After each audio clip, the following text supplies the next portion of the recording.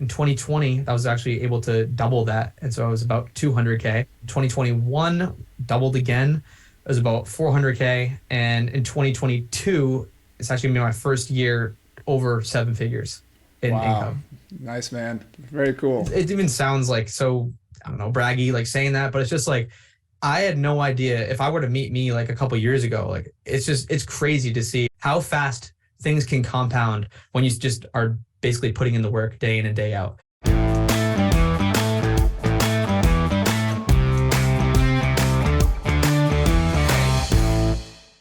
Welcome to the podcast, Real Estate Investing with Coach Carson. I'm your host, Chad Carson. You can also call me Coach. And this is a show all about helping you build a thriving rental property business so you can get out of the financial grind and do more of what matters.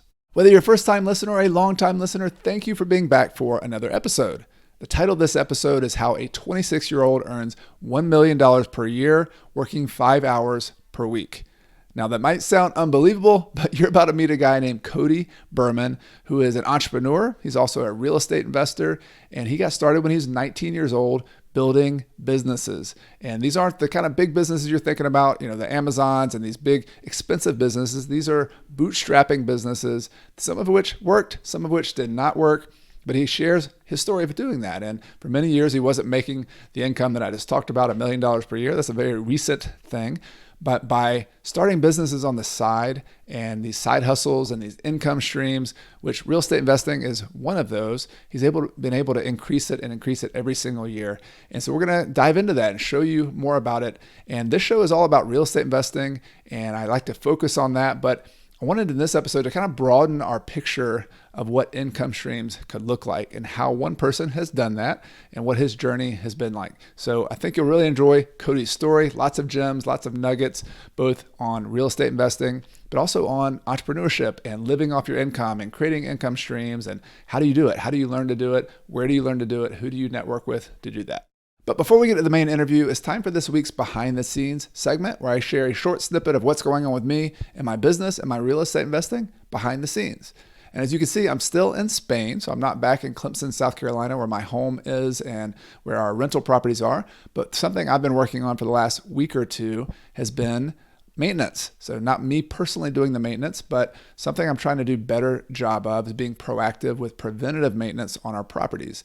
And so I have a contractor, kind of a general contractor, handyman type contractor, who I hired to go inspect all of our properties and take a look at them. I had a certain checklist of things I wanted them to look at, including starting at the roof, looking at the gutters, looking at where all the water's going, making sure it's not going in the crawl space of the basement or underneath the foundation of the house, looking at just obvious issues on the outside with the landscaping, especially with water, but then looking at plumbing, looking at electrical, just all the systems of the house. And the point has been to try to get ahead of problems before they become really expensive. In the past, I've spent a lot of money on things that got into the kind of emergency zone where, oh, wow, we had water under the house leaking. We didn't realize it, and it created mold and caused a problem where the tenant had to move out for a little bit, and we had to fix it and remediate it. So problems cost less, even when you spend money on them up front, by getting ahead of them. So he's gone to all of our properties, and with a number of properties, it takes a little bit of time to do that. But we've set that up with a property manager. The property manager got him the key. He went out, took pictures of everything, sent me a list of what repairs he recommended. Some of those were urgent, like we had leaks in faucets that were just obvious issues to fix. There was a hot water heater that wasn't working properly and was rusted out. And we had other things that maybe we could do those later on when there's an issue, there's a door that's not closing right, things like that. So the point I want to make to you, though, is whether you have one property and you're just doing the maintenance yourself, whether you have a lot of properties and you have other people doing it, you need to stay on top of the preventative maintenance, not just the calls that you get whenever there's an emergency or a problem. Now, not something I've always done well in my business, and it's hard sometimes to get ahead of these things, but you can just do it starting simply by putting a Google reminder. That's what I've done in my case, that says, hey, time for the annual inspection. The end of the year is kind of a slow time for a lot of contractors. So in December was a nice time to go out and start doing that. And there aren't as many summer kind of fix-it projects. And so they sometimes have more time to do these kind of things. So you send them out. They spend their time inspecting the property, making the punch list. You pay them for their time to do that. And then there's some things that you're going to want to do, some things you just want to be aware of. And you also have nice pictures of your properties and what's going on.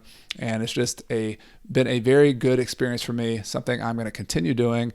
And I hope you will also in your own way, figure out a way to implement that with your rental properties now, if you already have them, or if you are looking to buy rental properties, remember to do that whenever you buy them as well. Now it's time for the interview with Cody Berman. Hey, Cody, welcome to the podcast. Thanks for having me. This has been a long time coming. It has been. We've known each other for a while, and I admire your work and your podcast at the Financial Independence Podcast and all the stuff you do online. And I want to get into a lot of things today. I know you've gotten deep into real estate investing. You've got rental properties. You're producing cash flow of those, and we're going to set those aside. I promise everybody we're going to get into that as well and dig deep and ask some juicy questions about those.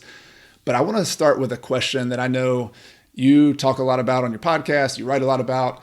And it's the topic of passive income.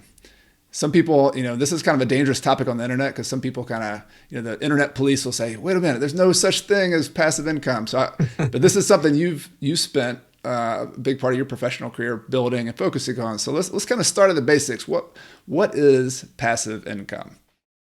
Well, you're definitely right that the passive income police probably have their weapons out right now, ready to strike down anything I say. So passive income is kind of like a scale. So the way I like to think about it is anything can be somewhat passive income if you're not directly trading your time for money with that activity. So examples of active income, which is the opposite, just to kind of get your mind working here, driving for Uber, freelance writing, clocking into work, like anything where the number of hours is directly related to the amount you get paid, that is active income. Now, with passive income, that's something where you can either buy an asset, create an asset, build an asset, and do all of the work up front. And then on the back end, you're going to be still making money from that asset. And yes, there still might be some maintenance, some management, some hours that go into that project, but it's far fewer than those active income side hustles. So examples are like rental real estate, digital products, anything that you can create that lives evergreen. Videos and blog posts and podcasts, that's a form of passive income if you have a way to monetize it on the back end while it's kind of just like living out there on the internet. So it seems like a common theme. There's some synonyms for passive income. You could call it recurring income because it keeps on coming in every month, as opposed to your Uber job or something else you do at a day job. Once you trade those hours for dollars, you're done. Like there is no ongoing payment. Whereas the recurring income is a big part of that. And the other thing that I'm hearing from you and that I've noticed in my own passive income ventures has been you typically put a lot of work on the front end. It's not like you put zero work. It's you put a ton of work on the front end, but you now have this asset that produces some amount of money, sometimes a small amount, sometimes a large amount over time. But it's that front loading of the investment of money and or time is kind of is that one of the features that you found in your different passive income ventures? Oh yeah, and I'm sure you can concur. Like those first even a couple hundred of hours, if you're building something big, or maybe you're just learning about real estate investing, those first few, whether it's dozen or hundreds of hours, the ROI that you're getting is so incredibly low. Like you're making pennies on the dollar. Like I remember, I know we're going to talk about a lot of my different businesses throughout the years, like my podcast and blog, when I first started them, I was making absolutely nothing for the amount of time and energy that I was putting into them. Like so many hours editing and researching for my guests, and like I wasn't really making any money from that. But now, like a lot of those old archive blog posts, YouTube videos, podcast episodes, they're making me money through sponsorships, through affiliates, because they're just kind of living there now, evergreen in the internet. But yeah, man, like that upfront cost is huge for anything that's going to be worthwhile and pay big dividends down the road. Yeah. So we're going to go through lots of examples here, but passive income is the end state. That's the end goal we're going to talk about here. And I want to give some specific examples, but I wanted everybody to know up front, like this is what we're talking about. This is the idea. And the cool thing for people who are listening to this or interested in real estate investing, you're pretty used to this idea of recurring income. But I want to, through Cody's story, kind of broaden the idea of what this means and what this can mean for you. And because most of the people I know who are financially independent, I'm probably 100% of the ones I know have at least a few income sources, not just real estate. Like they have other sources of income coming in, dividends, businesses, various businesses, royalties, all sorts of other stuff. So Cody, let's kind of go back to the beginning of your story. Like when you and I first met, we were at a financial independence conference. We're kind of chatting about things, and I believe you were 21 years old or so when we first met.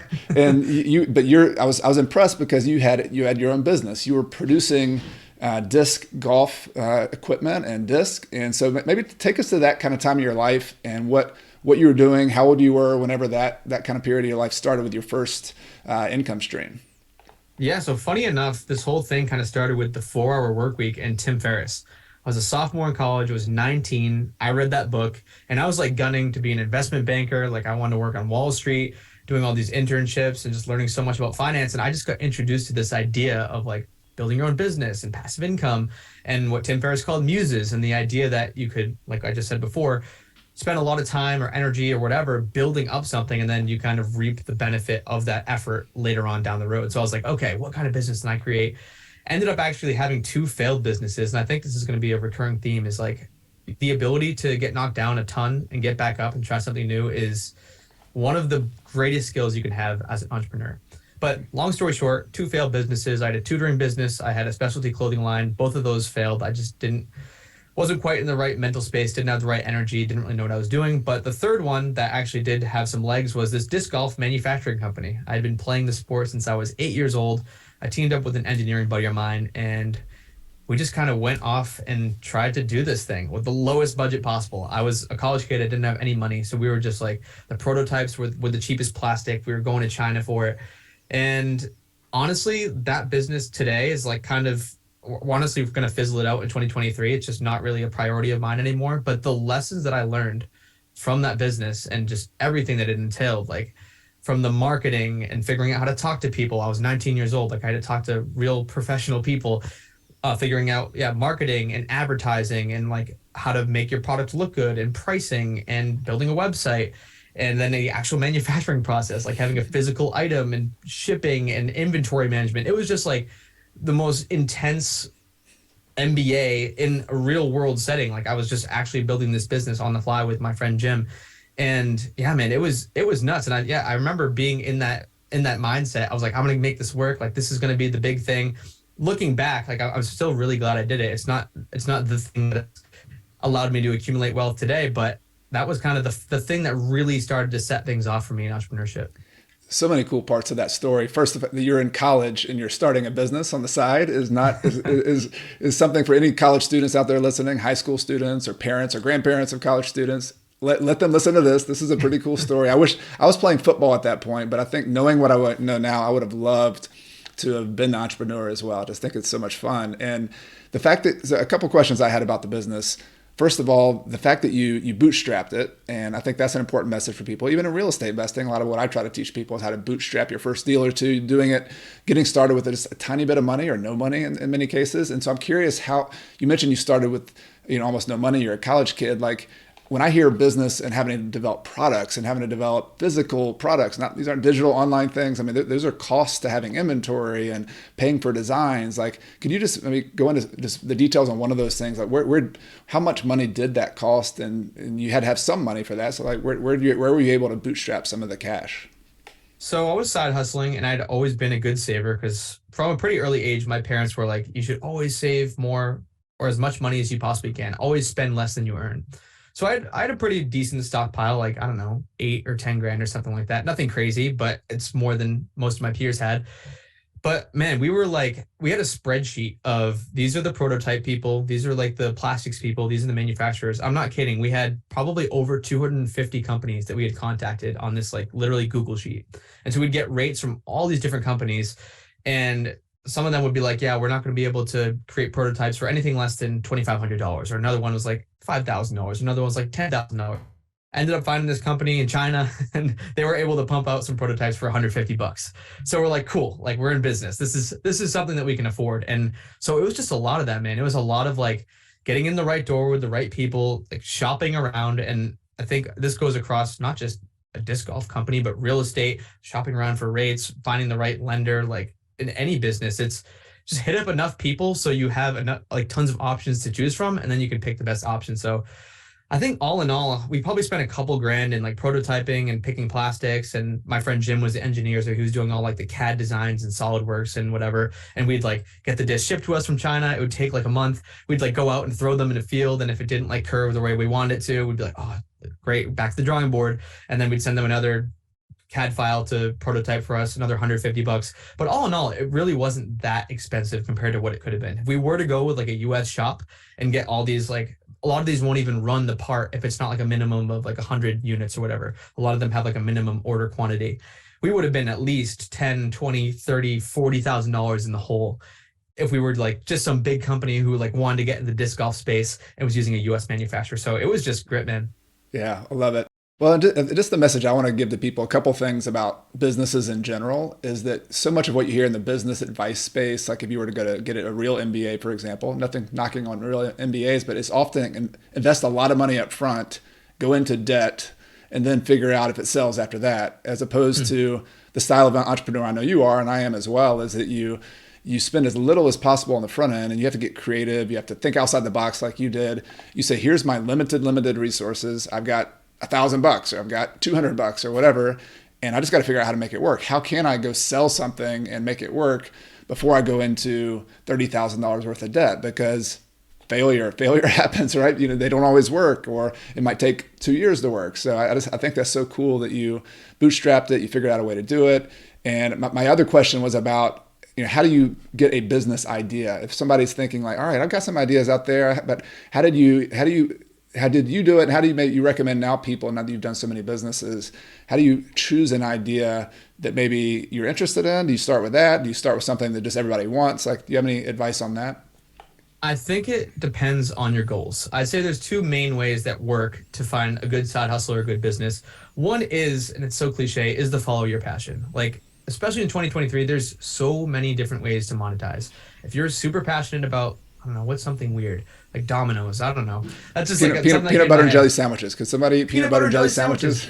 Exactly, yeah. Peanut butter and jelly sandwiches, Domino's, who knows?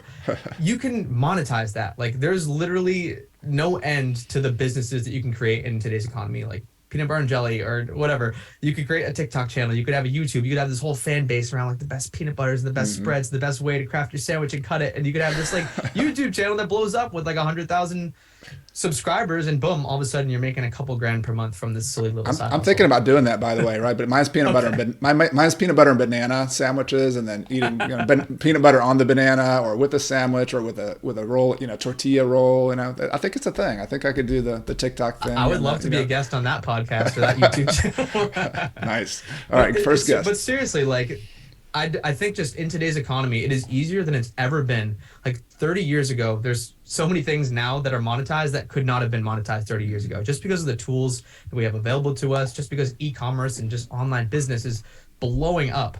So that's the first one. Just follow your passion, figure out a way to monetize it. There's so many different ways, and we could do a whole podcast episode on just monetizing your passion.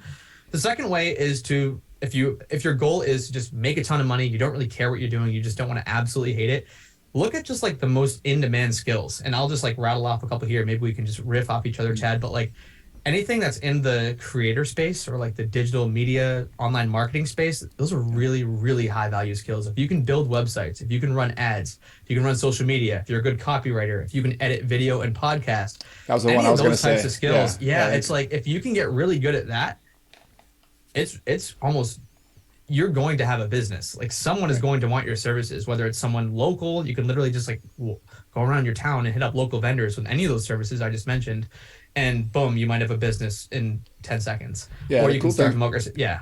The cool thing is, you started with a product, and that's one example. But the service, I love the service-based businesses, like you were just mentioning, because if you have to develop skills, which I'm sure you mentioned all the skills you learned in your first business of building that disc golf company. You learned how to market, you learned how to do finance, you learned how to save money, you learned how to go raise money on a Kickstarter, if I remember that right. And that's all those things are transferable to other parts of the world, other parts of the business world. But if you start with a service business and you just focus like intensely on one thing, and I'm thinking about real estate investing, for example. When I was a new real estate investor, I learned just how to find deals. Like I was just like a crazy maniac on, I know exactly how to market. I go out and knock on doors. I'm willing to do all the things that nobody else is willing to do. I didn't learn how to manage properties. I didn't learn how to raise money. I didn't learn how to do any of that. I was in business of finding deals for other people.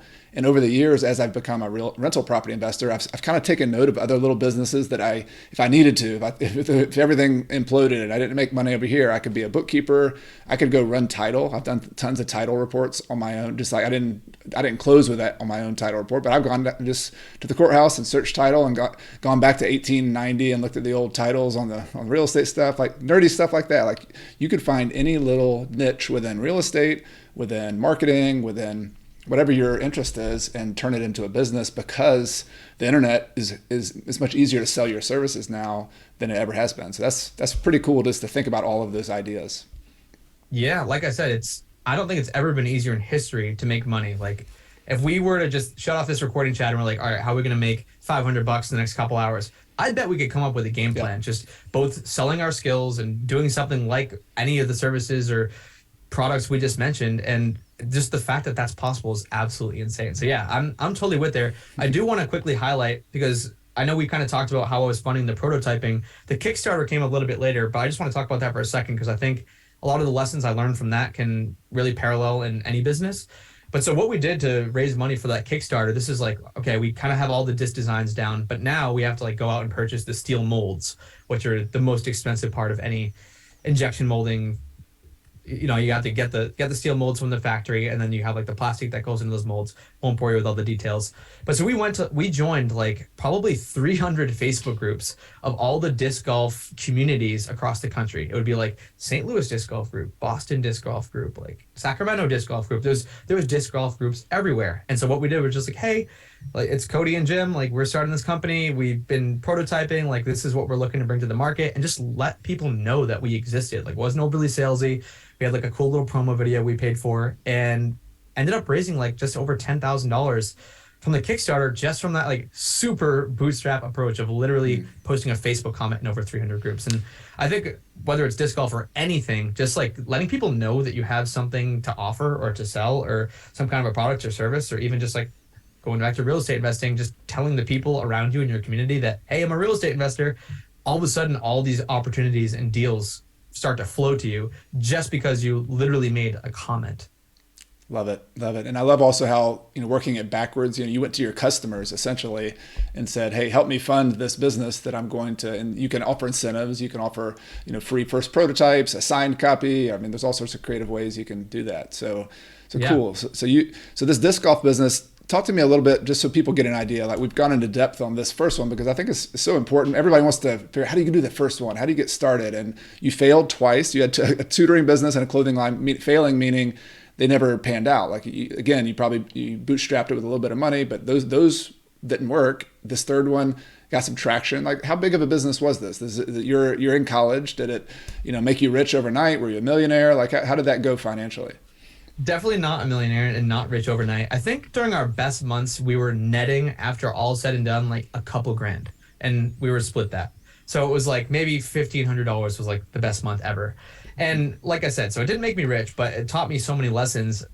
If I had to go and redo it, there's so many things I would redo, but like, it's just not a super high margin business. So the amount of volume we would have had to pump into like to make a ton of money, just because, we're selling the disc to we're selling the disc to like stores, and then they're selling it to customers at retail prices. So like we're basically just making money on like wholesale pricing, which is, I mean, if I could go back in time, I totally would have maybe taken a different route. But yeah, not life-changing money. I'd say on average it was like high hundreds to $1,000 a month, and then it started to kind of wane out as we gave it less and less attention as the years moved on. No, cool. Very cool. So you got started, you made some money, you didn't spend a lot of money up front, you learned a ton, you built some skills, you had some failures that you got over, and you got your first business. So, check that as a success in your late teens, early 20s, right?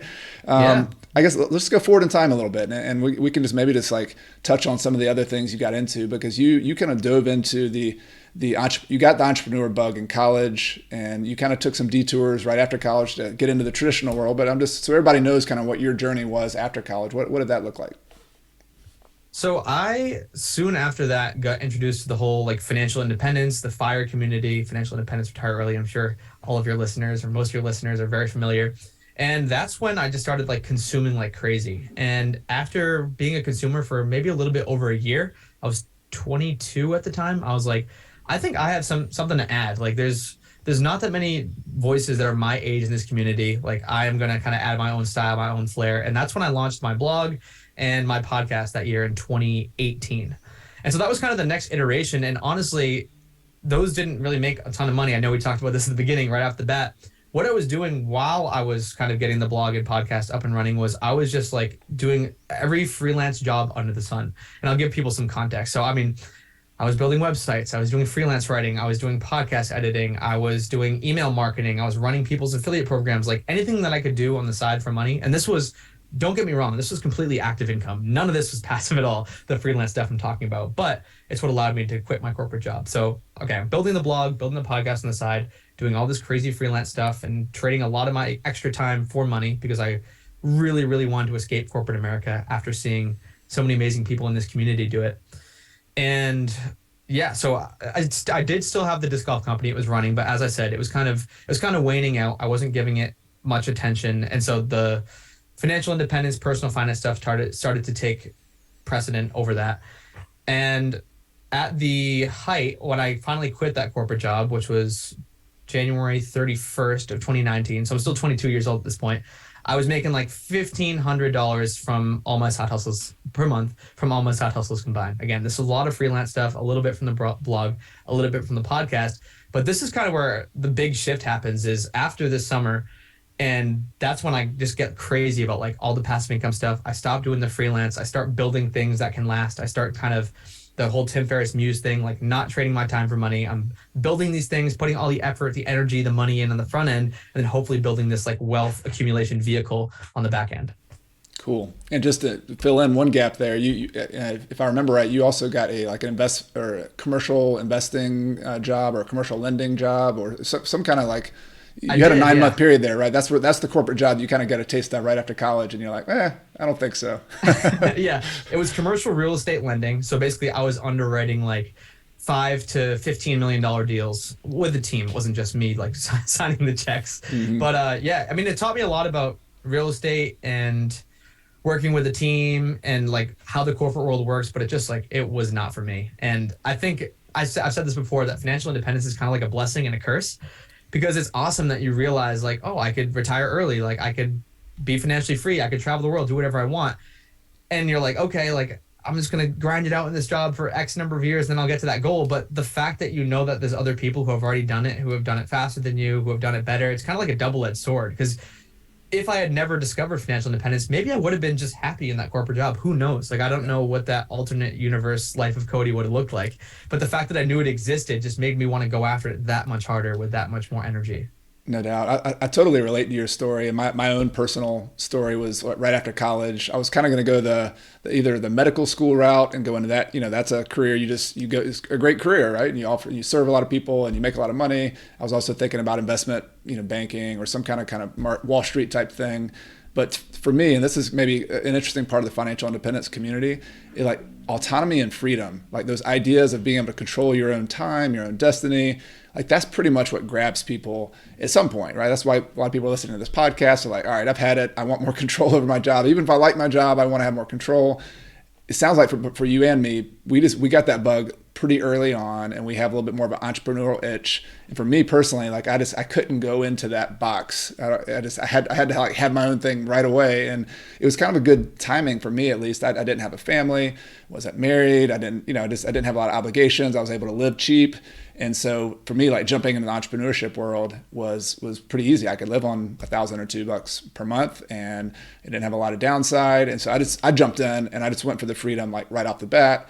But what's cool in the financial independence community is there's a lot of variability there. Like some people just get started with a thing and they have, obligations and kids and a mortgage. And so, hey, there's different routes to get where we're going. But what I love about your story, Cody, is this just the showing the initiative you have to take and the risk you have to take. And also that you don't have to take like massive risks to start building up these layers of income streams. So like you kind of took that plunge early like I did, but wherever people are on the journey, you can do this while you have the extra 10 hours on the weekends on the side. You can do these extra jobs, and your career was just, let's go. I'm jumping in right away. and so you started side hustling. You had all those kind of freelance jobs going. What were some of the next income streams or passive income streams that you started building kind of after on top of that disc golf business? So real quick, I will jump into that. I think there's something important is, and I think, Chad, I remember your story. You were like sleeping on your buddy's like floor or something, right? On like a There's an mattress. extra bedroom. Yeah, there's a bunch of boxes in his extra bedroom. I'm like, hey, can I sleep in this extra bedroom? I think there's a bed under there. He's like, oh, really? There's a bed under there? Yeah, I'll sleep on it. Perfect. I'll take it. But I think that's so important and so powerful. Like the only reason I was able to leave that corporate job is because I was still living like that, like a college kid. Like I was sharing a bedroom with my buddy. Like I was still driving the same beat up car I've been driving since high school. I was barely going out, and when I did go out, I like pre-game, so I wouldn't buy any drinks out at the bar. I really wouldn't go out to eat at restaurants, and so I was able to like make ends meet with like $1,200 a month. And I think your story is very similar to mine. And like we would not have been able to do that if we had just gotten out of school, get the fancy apartment, get the fancy car, and all of a sudden we have $4,000 a month in fixed expenses. Like I don't think I would have been able to quit that corporate job for at least a couple more years. So I want to highlight that. And I know everyone's situation is different. Like you might have kids already listening to this. You might have obligations. You might not be able to cut some stuff out, but the more you can cut out, the more freedom you'll have to try these entrepreneurial things that we're talking about today. 100%. I agree. So after that, I started again getting into more of the passive end of things when it comes to side hustles and businesses. So I started creating digital products and selling them on Etsy. That was kind of like one of my first forays into actually making real money, quote unquote, while I was sleeping. And so basically what I started doing, I had a friend, Julie, who I'm now business partners with in my main business, Gold City Ventures. She had been creating these things called printables and digital downloads. And she's like, hey, like I made $6,000 last year.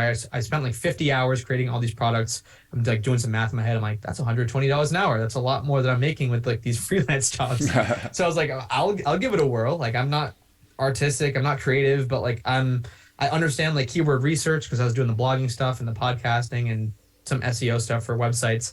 And so I was like, I think I can like figure out what products are going to be popular, and then I'll like just give it a shot and create them in a free program called Canva.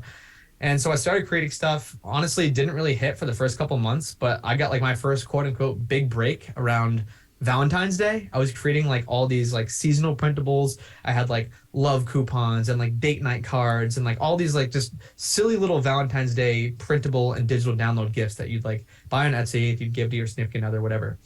And I remember I was skiing in Lake Tahoe with actually a bunch of our friends, Chad, from FinCon. Like I remember I was on the ski lift with Nick Loper from Side Hustle Nation, and my phone was just like blowing up. It was like cha-ching, cha-ching, cha-ching, which is the sound when you make a sale on Etsy. And I'm like, what the hell's going on? And I remember we went into the lunch at the lodge, and I checked my phone. I had like $120 in sales that day from just like these funny little printable trinkets, like these digital downloads. I was like, this would be cool if this side hustle worked out, but up to that point, I hadn't really made much money.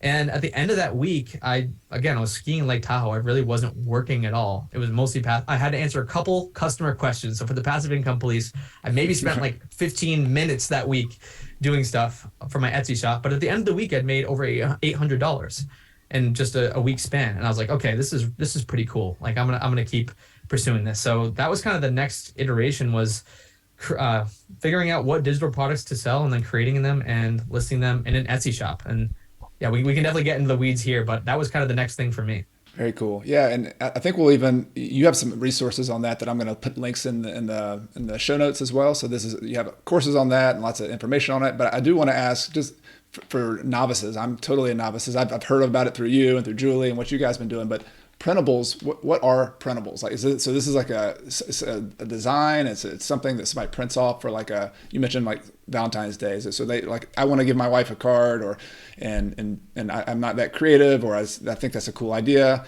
How much do I pay for a printable, and then how does that work? Yeah, so they definitely range, and there's hundreds of thousands of different designs or product ideas. But yeah, one category is kind of like this seasonal thing, and just like little cute things like a card or love coupons or whatever. That's like one very small subset of printables. There's also checklists, planners, organizers, like task lists. And then in the B2B space, like you're a podcaster, Chad, like you could go and buy a podcast media template. You could go buy like a sponsorship pitch deck. There's so many different things that you can buy on Etsy that people create. And it's literally it's delivered as a digital file. So even though I use the word printables, I know a lot of us, myself included, I rarely use a printer, but I will go and buy stuff on Etsy and then like download a digital file. I've used organizers, I've used planners, I've downloaded different social media and podcast pitch templates and all that stuff. So I mean, the possibilities are seriously endless. Just type in like printables or digital downloads on Etsy. for those listening, and you'll just start to get an idea of like all the different things that you could possibly create. Or maybe you already have some of these things and all you'd have to do is just go set up an Etsy shop and list it. Very cool. So it sounds like there's tons of variety, but it's almost like something I'm thinking about business context. I have some sort of checklist that might be valuable for other podcasters, or I have some sort of investing, like for example, in real estate, I might have a checklist that I always use when I go and investigate a property and go through all the numbers or something. Somebody might pay some amount of money for that. Are they going to pay me $100? Are they going to pay $5? What's a range on there? What people will pay for that?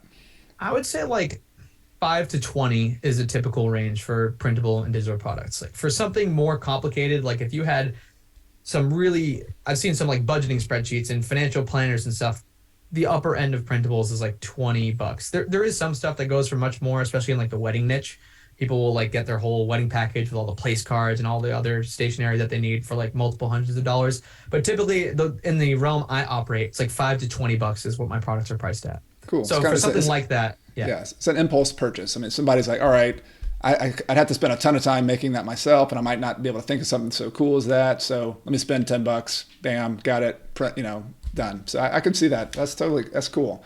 Exactly. So you created the side hustle of doing that yourself. You got your own kind of printables and your own ideas going. And then you also, I know from there, started building some other stuff. So what were some of the other, you had that income stream coming in from the printables you made up front. You made money while you were skiing. What else? What else did you go from there? Let's see. Well, I really just started hammering the whole digital products arena. And shortly after that, actually, so I remember Julie was the one who taught me about printables. And a little bit after that, we're like, how can we build a business together that's like somewhat passive income that's going to be able to reach a lot of people? And we ended up landing on online courses. And here's another lesson in failure. So Julie and I went and spent hundreds of hours and thousands of dollars building 3 online courses. One was a blogging course, one was a freelancing course, and one was a course on printables on Etsy. And we had both made money in all 3 of those arenas. And so we're like, let's just launch 3 courses because let's give people more options and we'll make even more money because we have all these different side hustles that people can try. The freelancing course ended up just failing miserably. I think the main reason, and this is kind of going back to what you were saying before, Chad, it's really important to niche down. Like if you just have like a generalist course on say freelancing, like I could have gone even more niche and made it like freelance podcast editing or freelance video editing or even more niche than that on a specific program. But the fact that it was just like freelancing, it didn't hit. The blogging course was a little bit more successful, but it wasn't as successful as we would have liked it to be. And I think, again, it was just like we're competing with thousands of other blogging courses with people who are way bigger names than us, who have way bigger followings, who have way bigger blogs. So like, why would someone buy our general blogging course versus someone else who has made like $10 billion blogging? And then the last one that actually ended up really hitting was this Etsy printables course. So we were just kind of showing people exactly what we were doing, because at that point we both had really successful Etsy shops, and we're just like, let's kind of productize this and show people exactly what we're doing. Like, this is exactly how I'm doing the keyword research to create a product. This is exactly how I'm creating the listing images, creating the product itself. This is how I'm doing pricing, et cetera, et cetera. And we launched and people started seeing success really quickly. And I think that's what allowed the course and the community to grow so fast, is because the kind of the power of word of mouth. Like, people were just crushing it, and then they tell their friends, and they're like, this is a real thing, and it's still going strong to this day. It's actually what I spend most of my time on, is this business. It's a lot more than just an Etsy course now, but this business, Gold City Ventures, kind of took on a whole life of its own. That was in middle of 2019, and yeah, since then it's kind of become my full-time thing.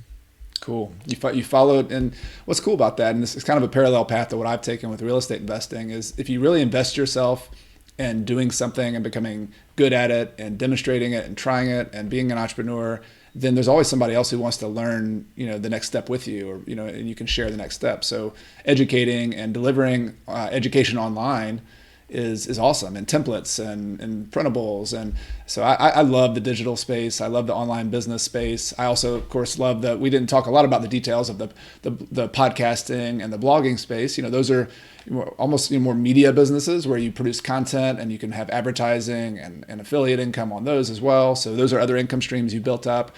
But yeah, this is a niche business. A lot of you are listening about real estate investing, so you may or may not be interested in this. But what I love about just each of these businesses that you built, Cody, is just that you didn't necessarily have like set out in stone, like I'm going to go out and be, in the Etsy printables business. It was more, hey, I'm paying attention, I'm listening, I'm trying to hustle, I'm trying to figure out what's working. And you just had this desire to create these ongoing income streams, and you figured out ways to do it. And so it's really, I think I'd love to hear your feedback on kind of what, looking back on some of those, what some of your lessons were. But to me, the big takeaway is I want people to hear is that you have your salary job, you make money there. That's one way of making income. That's great. But the more that you can build these skills and these business ideas on the side, even if they're tiny, even if they make $100 or $50 or something a month, like that's such a huge skill today and ongoing. Like where it can give you independence, it can give you freedom, it can give you flexibility, even in small amounts. So that's what I wanted people to really take away from some of these ideas you have, Cody. But I wondered if you're looking back on the blog, the podcast, the printables business, the teaching people how to do printables business, the disc golf, like before we kind of transition to the real estate investing, any other kind of final thoughts from that journey of your life doing the ongoing businesses? Any other feedback on that? One quote, I don't even remember who said it, but I love this quote. And this is just for all the people who are like, why have I been listening to this dude talk about passive income with digital products for the past 45 minutes? All I want to hear about is real estate. The thing I'll say is with digital products and why I love it so much and so scalable is digital products don't have mortgages. So I love real estate. I'm a real estate investor, but like there is, from the financial side anyway, almost no risk with creating digital products other than wasting your time and energy. So if you're someone who's like super bootstrappy like I was, or like you was in the beginning, like you were in the beginning, Chad, it is one of the easiest ways to really kind of get that passive income where you quote unquote make money while you sleep. So that's just why I'm such a huge advocate for these digital products. And another thing is talking about the W-2 job is like, you could be the best employee ever. And let's say you work at, no, who cares? Let's just say you work at a company, you're the best employee ever. Like you're not going to get a raise higher than say 20%. Like, if you do, that'd be awesome. As an entrepreneur, as someone who's, creating digital products, you're kind of doing this stuff. If you can somehow, whether it's double the amount of people that come to your shop or wherever you're selling these things, or you can double your prices, like you can literally double your income year over year, which is just almost impossible in the W-2 9-to-5 salary realm. So like that's another huge reason why I'm such a big advocate for this stuff is like whether it is digital products or real estate, like you just have so much more control over your income and your earning capacity. Great point. I mean, 20% in my online business world or in my real estate business world, a 20% growth rate is like, there we go. I mean, you're like, oh man, this year sucked. I know, it's just like, okay, I'm just kind of chilling this year, whereas like, getting a 50% growth rate or 100% growth rate where you double your income is like, that's, you hang out among entrepreneurs. That's a thing. That's definitely what you can do. And it doesn't require these huge mortgages and these going out and getting $100,000 worth of debt with an online business. And to that point, I want to, I love the juicy details, and I know everybody listening does too. You talked sort of about early on how you made, $1,000, $2,000 a month with your first business, just like big numbers. You started both. I want to know like number of years you were working on these businesses, and then also kind of the progression of how much money you were able to make, because you were left a job, and which is typically a pretty lucrative job in the commercial lending world. Maybe you make 6 figures doing that eventually. What did it look like for you, sort of that income progression to the point where you could actually live off of some of these income streams?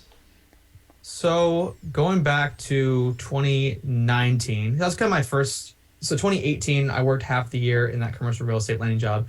That's kind of hard. I'm not going to use that year as an example because that's when long story short, I lived in Australia for 6 months. Then I started my career. So I worked for like half that year. 2019, I worked for that first month, and then it was kind of entrepreneurship full time. By the end of that year, I had made just under $100,000 from freelancing, from all the stuff I was doing, plus from that corporate job that I had for a little bit at the beginning.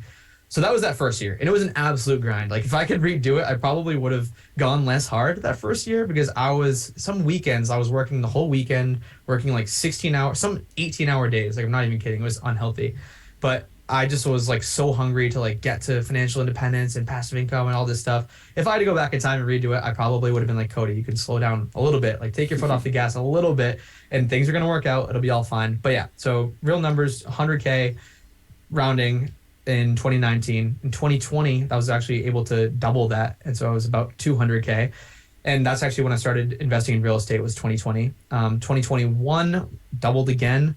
it was about 400K. And in 2022, it's actually gonna be my first year over 7 figures in income, Nice, man. which is crazy, Very like cool. more than doubled.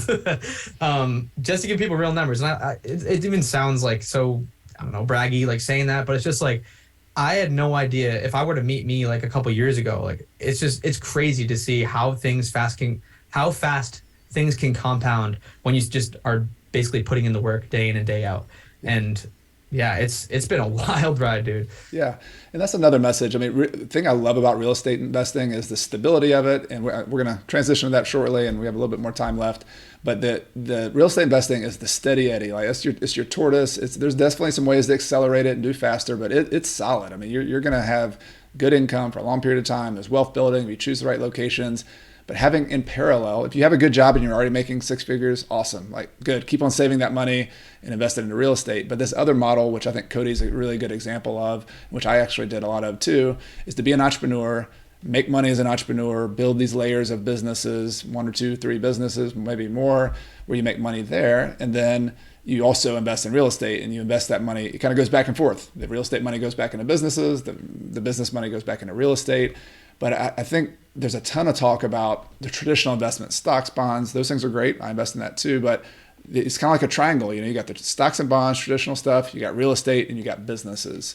And Cody and I both, we got our start as entrepreneurs, and that's how we made our money. And there's no ceiling on that possibility if you really want to go all in. You can also, you know, have a very small amount of time. Like I spend a very small amount of time on some of my business ventures, but then my dollars per hour are like off the chart. Like it's ridiculous. So really cool what you've done, Cody. And I want to, you know, we're to go, you know, towards the end of this episode, just to give some people ideas about how you transition to real estate. I want to hear just, you know, when you first got interested in real estate. I know when you're in the financial independence community, you're interviewing people on your podcast, you hear a ton about it. But what kind of got you interested in wanting to go start buying some properties in addition to these other things you were doing?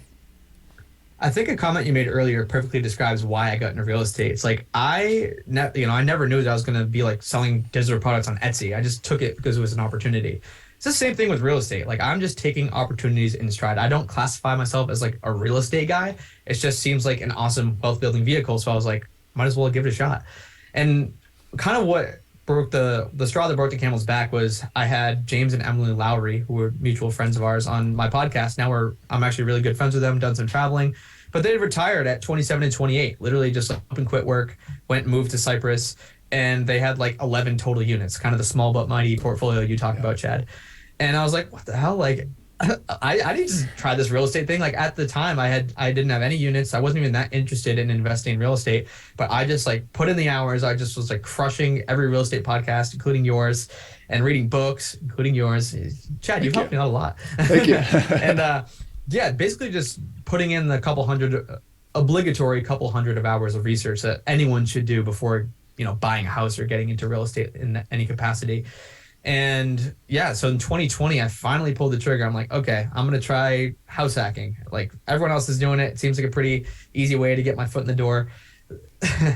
Didn't end up being quite as simple as I wanted it to be. So for those of you who are entrepreneurs like me and Chad, and you don't have a W-2 income, the banks don't like that. So no, I unfortunately was not able to get a traditional loan. Like I was not able to get an FHA loan. So I ended up having to get a commercial loan, long story short. So I had to put down 25% instead of the 3.5% that I was planning on. But it ended up working out. And if we want to dive into the numbers, Chad, I got them all up right here on that first deal. Yeah, let's talk about it. So the first question I always ask on a deal is like, what was your strategy? So you chose house hacking. That was how you chose the focus, and you had heard about it and done your studying on it. And house hacking, if somebody's brand new to this show or brand new to listening, is where you move into a property and you rent out part of the property that you live in. So it could be a house that you rent out bedrooms, could be a duplex that has 2 units and you rent out the other apartment, or both of those. So that's the background. But tell us a little bit more about that deal and some of the numbers. So it wasn't like I just said, okay, I'm going to start house hacking, find the deal the next week, and then all of a sudden I'm moving in. Me and my fiance, Lauren, we're looking so many properties. I don't even remember how many tours we did beforehand, and even more like online research before we went and saw it in person. But we were originally looking, I'm from Massachusetts, central Massachusetts specifically. And so we were looking there because it was close to home. We knew people, we had like contractors, we have friends who were in all the trades. And we're like, let's get a place in, central Mass. And so we started looking. We set up the automated alerts on the MLS with our realtor, now good friend Brooke, and the numbers just weren't quite working out. Like Massachusetts is kind of an expensive market. Like the price to rent ratios just weren't that attractive. So ended up getting hooked up with this dude who was like jumped the border, looking Connecticut and Rhode Island. And I was like, okay. So we kind of set up the same thing. We were looking for like a house hack. We were looking for either a duplex, triplex, or quadruplex. And so many more options were available in Connecticut and Rhode Island. And the price to rents just made so much more sense. So we ended up finding this place. It was I wouldn't say a triplex, but it's like a split level duplex on top. And then there's like a basement in the back down below. That's like a 1 bed, 1 bath. It's $235K. Actually, sorry, we paid $235K. It was actually listed for $210.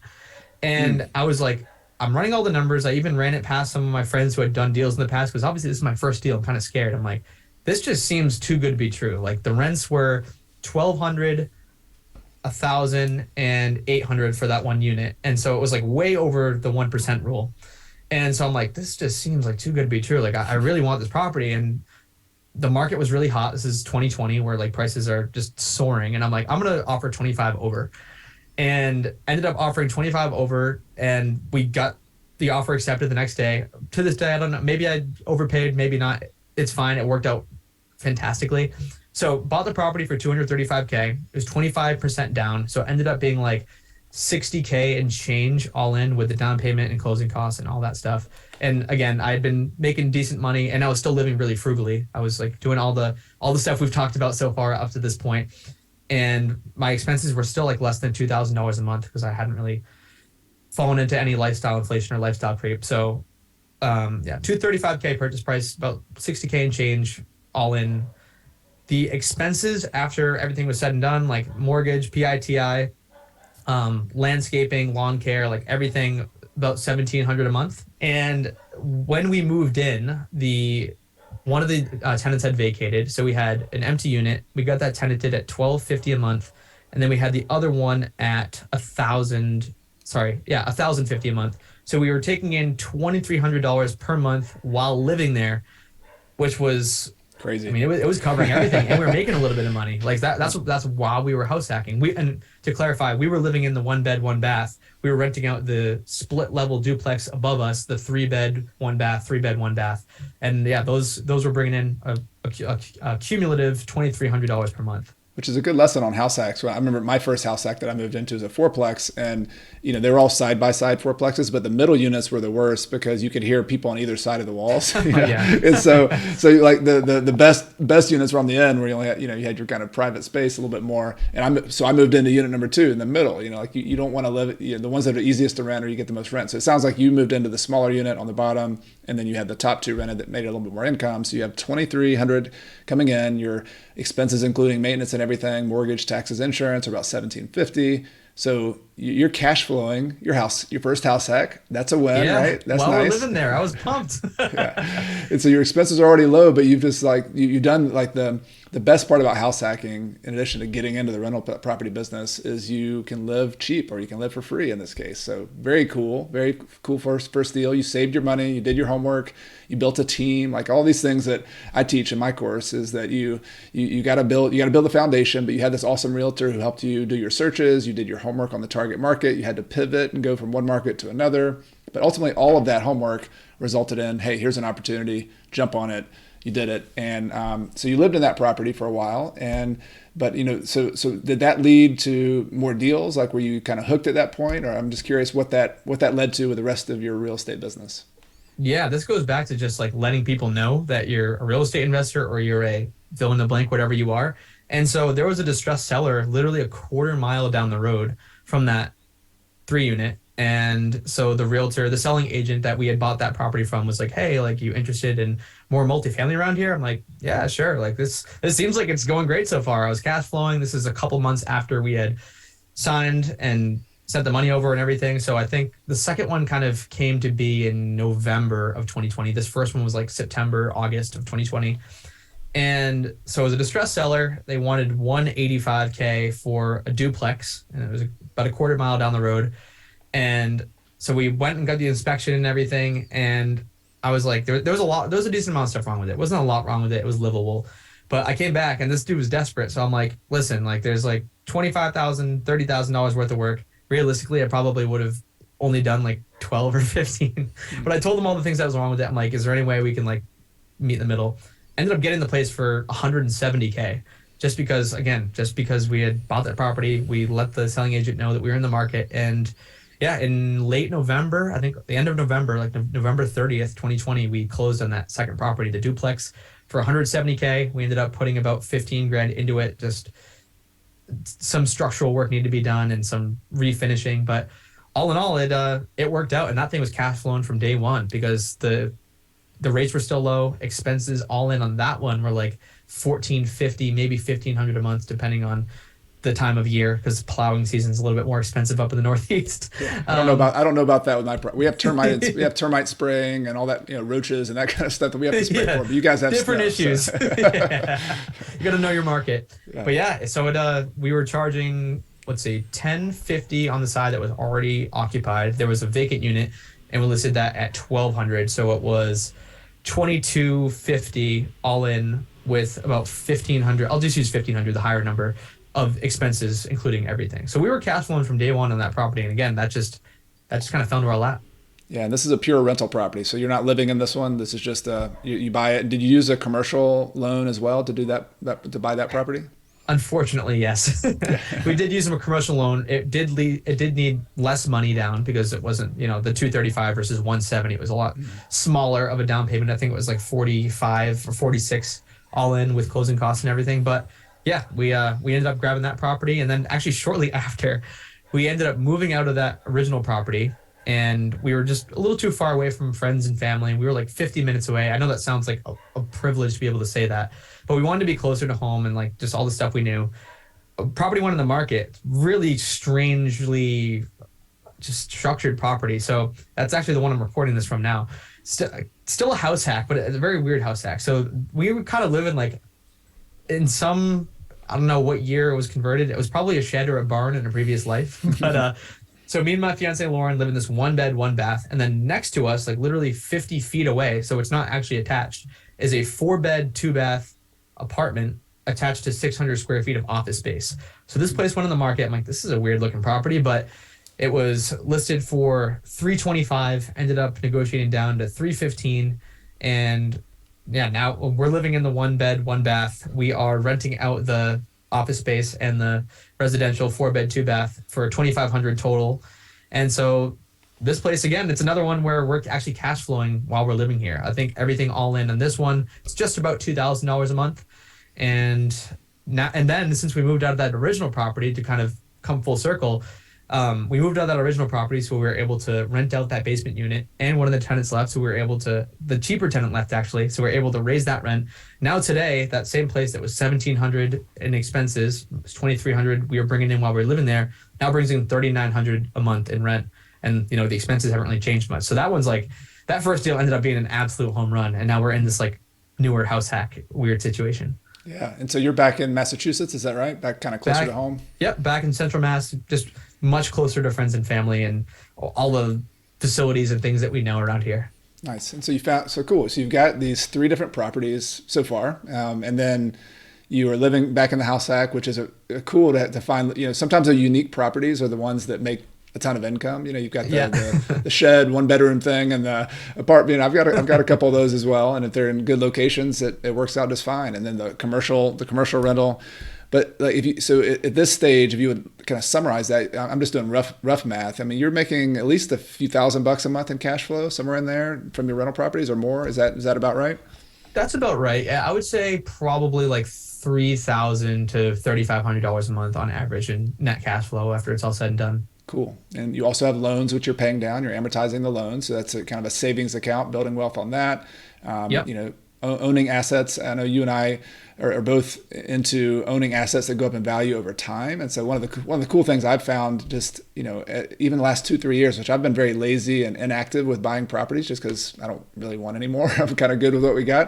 But just the properties you have, once you have them, and then you go through these kind of markets where prices start going up, you're building a ton of wealth just by owning those assets, and your loan doesn't cost anymore. It's fixed and you're still paying that loan, but the property itself's going up in value. The rents are going up in value. So you have this nice base of solid properties with producing cash flow from day one. And then you also have this future growth, this long-term growth. So like to me, that's the best of real estate, is if you can get cash flow and the growth and the equity build up. Like that's what it's all about. That's that wealth building engine plus the cash flow engine. So you're all in. You're in the real estate business now, and you got your properties. Are you doing management yourself? Like, are you doing the day-to-day stuff? Have you hired anybody else? Like, what's that look like on the back end of it?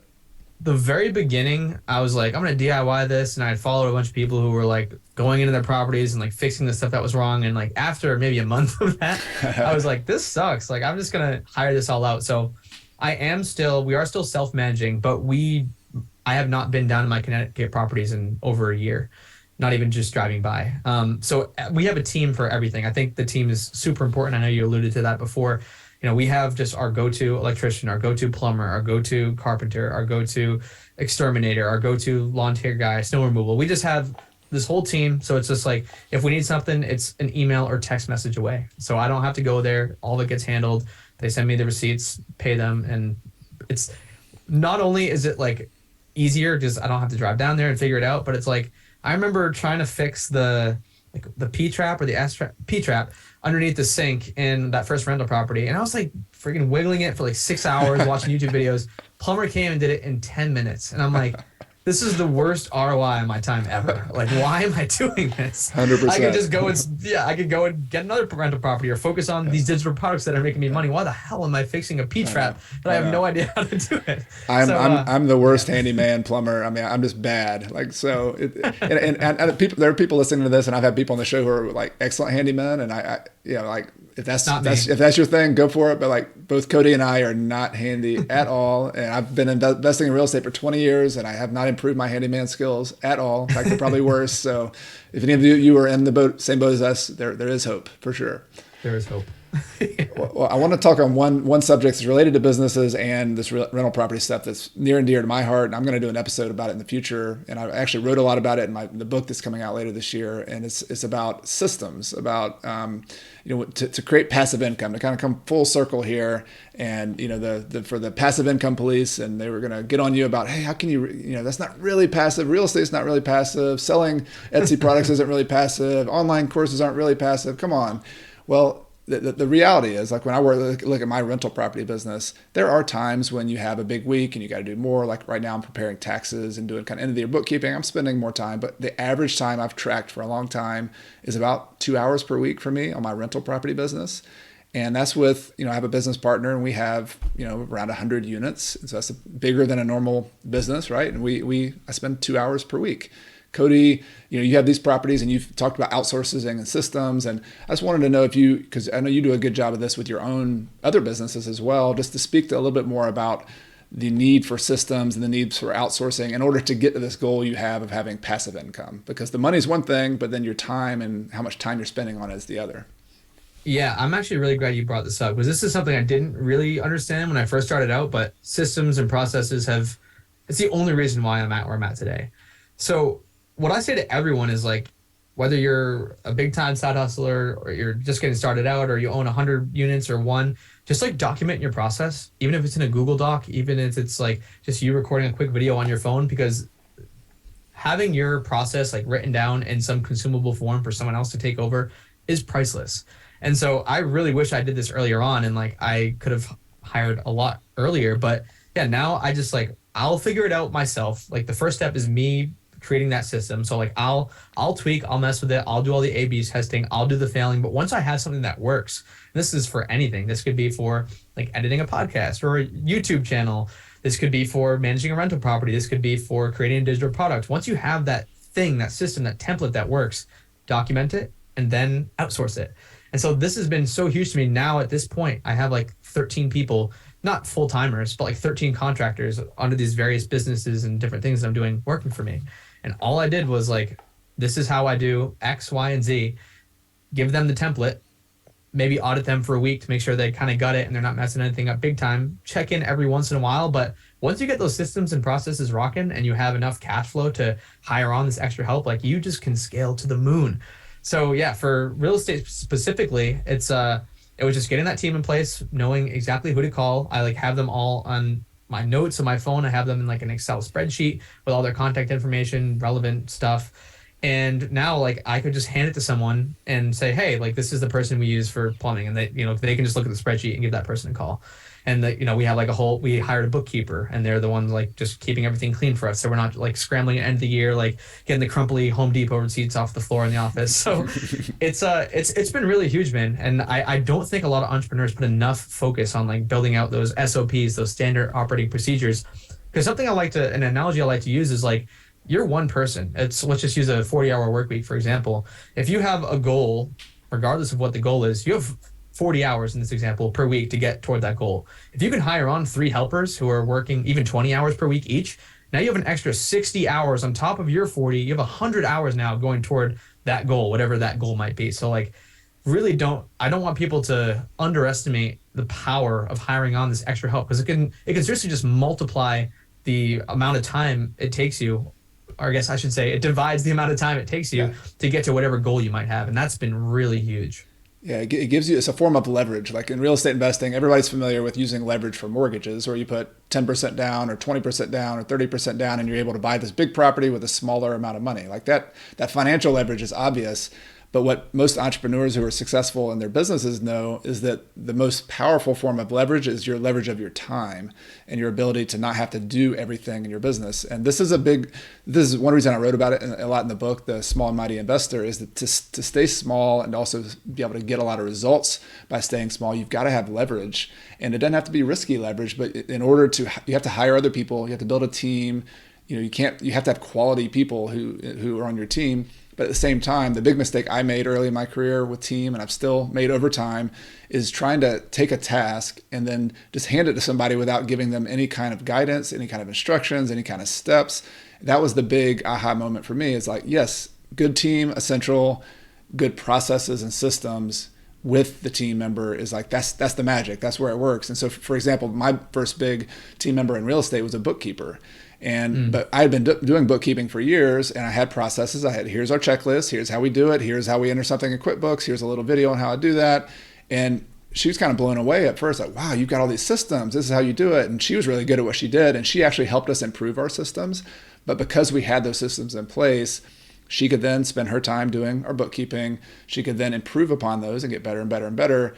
But it was such an amazing, it was a different process. That was delegating as opposed to like abdicating and just saying, here, take this and I hope you do well. That's what I had done in the past, and not worked out as well. Yeah. I think a lot of people do that though. They'll like hire someone to, a recent example for me was like, we just hired someone for Gold City Ventures to like clip up and make shorts and reels and all that stuff out of our videos. And it's like, yeah, you could just hire someone and say, hey, make videos on this and make sure you're using the right description and the right hashtags and they're saying the right things on the right platforms. Or you just tell them exactly how you want things done. And then there's no guesswork. It seems like, it doesn't seem like rocket science, but most people will do what you just talked about. What I've done in the past is like, you just hire someone on, you tell them a vague task, and then you expect it to be exactly how you're envisioning it in your head without conveying any of that information to them. Yeah, exactly. And that doesn't mean, we hire attorneys who are much better at their job than we are. We don't have to know the law, and we hire CPAs. But the point is, like, if you have to do your homework, like you did in the very beginning, like I've done too. You've got to study it. To me, like one of the best reasons to listen to podcasts like this, one of the best reasons to take online courses, yes, you're going to see their experiences and hear their stories, but you're not going to try to do things exactly like I did or like Cody did. But what you can do, you can buy our systems. Like, hey, Cody, what's your checklist on printables? How do you do that? Like, that would be invaluable. Like, that would cut the amount of time that I would have to build out those systems myself. So it's just a different mindset. When you think as an entrepreneur, you think about systems, you think about people, you think about income, how that's coming in, and systems is just a big part of it. I know it's been a big thing you do, Cody, with your marketing systems and your business systems, and real estate investing is the same way. So I hope people will kind of take that to heart. All right, so we've gone all over the place, and I really appreciate you being so transparent and sharing all of what you've been doing. I want to kind of wrap it up by asking 2 questions. One, you've been kind of into the business scene, the online businesses and side hustles. You've been into real estate investing. I'm just curious a comparison of those two for people who are kind of figuring out how to divide their time between the two. Maybe just a kind of quick, pluses and minuses, and why you might want to choose one or the other. What now that you've done both of those? I like real estate because it's so tried and true. Like housing isn't going anywhere. People need a place to live. I'm making a lot of money with digital products and different things online, but I know that it could be fleeting. Like if Etsy were to shut down tomorrow, all of a sudden I don't have any money coming in from my Etsy shop.